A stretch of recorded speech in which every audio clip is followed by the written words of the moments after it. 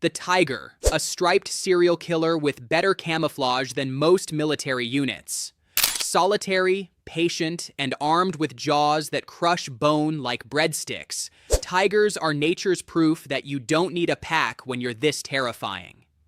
In Asia, they ruled jungles and snow-covered mountains, ambushing prey 3 times their size. One swipe from those paws delivers 10,000 pounds of force.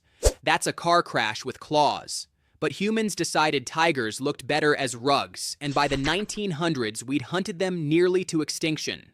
Brilliant conservation strategy. Different subspecies evolved for different nightmares. Siberian tigers in frozen wastelands, Bengal tigers in tropical hell. All of them apex predators that fail 9 times out of 10. Tigers have a hunt success rate around 10%, which is exactly why they're ambush specialists. No stamina for chases, just one explosive moment of violence or the prey escapes. So the tiger became a symbol of power, fear, and humanity's ability to almost erase what we can't control. And yet, they're still out there, watching, waiting. Perfect killing machines that never needed our approval. The lion, the only cat that figured out socialism works. While tigers went solo, lions formed prides, entire family units built around cooperative murder. The males got the mane and the credit. The females did all the actual hunting. Typical. In Africa's savannas, lions perfected the group takedown, surrounding prey, cutting off escape routes, executing strategies that would impress military tacticians. And they didn't hunt for sport. A lion pride could take down a buffalo, an elephant calf, even a giraffe. Animals that should mathematically win. Ancient Rome loved them so much they imported thousands for gladiator arenas. Entertainment through ecological disaster. Classic Roman efficiency. But here's the twist. Male lions aren't lazy.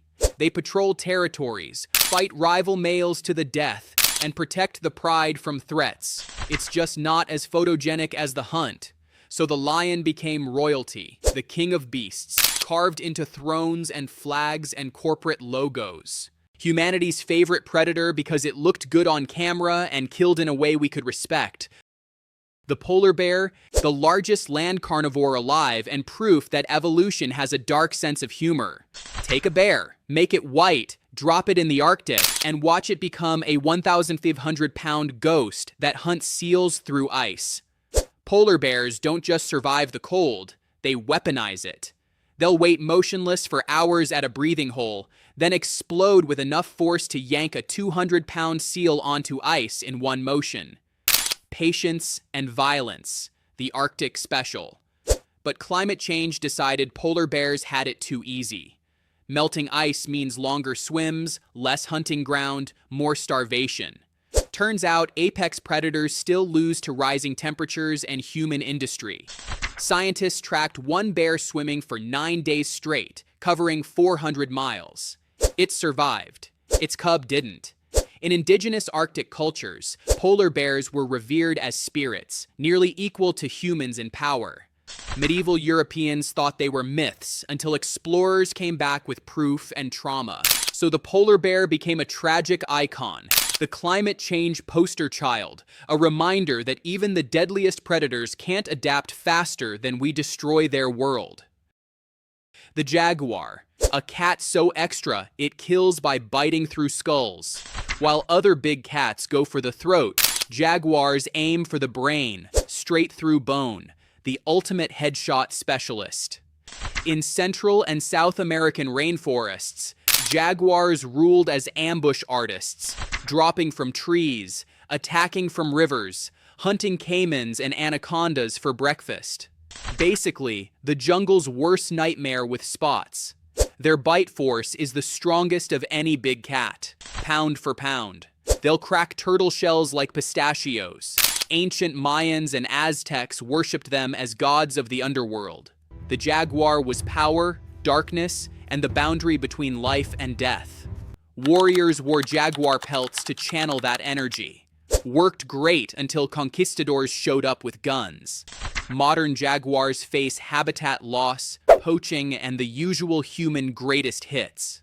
But unlike other big cats, jaguars adapted. They learned to hunt livestock, raid farms, survive in fragmented forests. It's not thriving, it's improvising. So the jaguar became resilience wrapped in rosettes, a predator that refuses to go quietly, even as the rainforest shrinks around it, still biting skulls, still surviving. The hyena, the most disrespected killer in Africa and possibly the most misunderstood predator on Earth. For decades, people thought hyenas were scavengers, cowardly trash animals that stole lion kills. Turns out hyenas do 70% of their own hunting and lions steal from them more often than the reverse. Oops. Spotted hyenas run in clans of up to 80 individuals, led by females who are larger, more aggressive, and biologically bizarre. Female hyenas have pseudo-male anatomy, making birth so dangerous that first-time mothers have a 60% calf mortality rate. Evolution's cruelest prank. But hyenas are brilliant. They coordinate hunts, communicate with over a dozen vocalizations, and their jaws crush bones that lions leave behind. Nothing goes to waste. Ancient Egyptians domesticated them for food. Medieval Europeans thought they were hermaphrodites and witches' familiars. Both wrong, both confident. So the hyena became the underdog that never was, a predator constantly underestimated while outperforming its competition. And that laugh? Not mockery. It's stress. Imagine being that deadly and still anxious. The wolf, a predator so successful, humans literally domesticated it and called it progress. Before dogs, there were wolves, pack hunters, with social structures more complex than most human organizations. In forests, tundras, and mountains across the northern hemisphere, wolves perfected the long game, chasing prey for miles until exhaustion did the killing for them. Endurance predators with strategy. A wolf pack isn't random chaos. It's a family, parents, offspring, siblings, working as one coordinated unit. They communicate through howls that carry for miles, marking territory and rallying the group. Ranchers hated them for killing livestock. Governments launched extermination campaigns. By the mid-1900s, wolves were nearly erased from the continental U.S. Then Yellowstone brought them back in 1995, and the ecosystem shifted. Elk populations balanced, willows recovered, beavers returned. Wolves weren't just predators, they were the spark that reignited the landscape.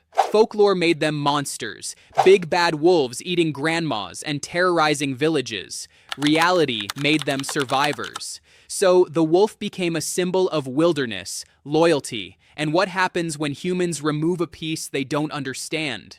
We broke the ecosystem, the wolves helped restore it, and we're still afraid of them. The Komodo dragon, a lizard that weaponized venom like nature's own bioweapon.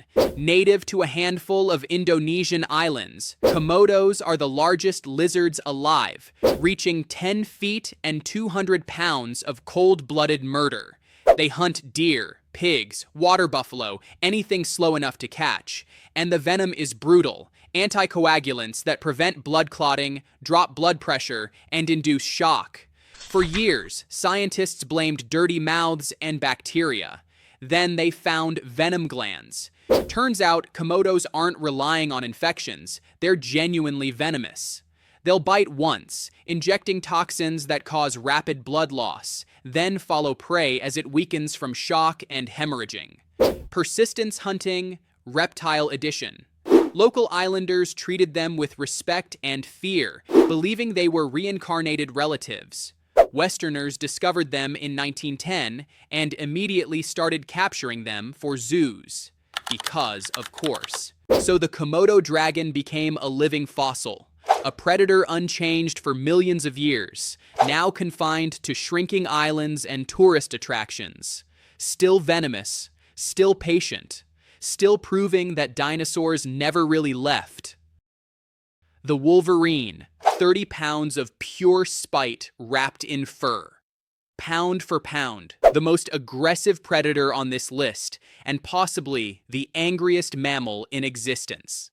Wolverines live in the coldest, harshest environments on Earth and decided everything there was either food or competition. They'll take on wolves, bears, anything that gets between them and a meal. Zero fear, maximum audacity. Wolverines scavenge, hunt, and fight with a ferocity that makes other predators back off. They've been documented driving grizzlies away from kills, a 30-pound weasel bullying a bear. Indigenous Arctic people respected wolverines as trickster spirits, clever and dangerous. Fur traders hated them for raiding trap lines and destroying equipment. Modern science confirmed what everyone already knew. Wolverines are relentless. So the wolverine became a metaphor for survival against odds. A tiny predator in a frozen wasteland that refuses to die, refuses to quit, refuses to care what you think. It's still out there, still furious, and honestly, that's kind of inspiring. See in the next video, the mantis shrimp, a rainbow-colored psychopath with fists that punch at bullet speed, nature's smallest heavyweight champion.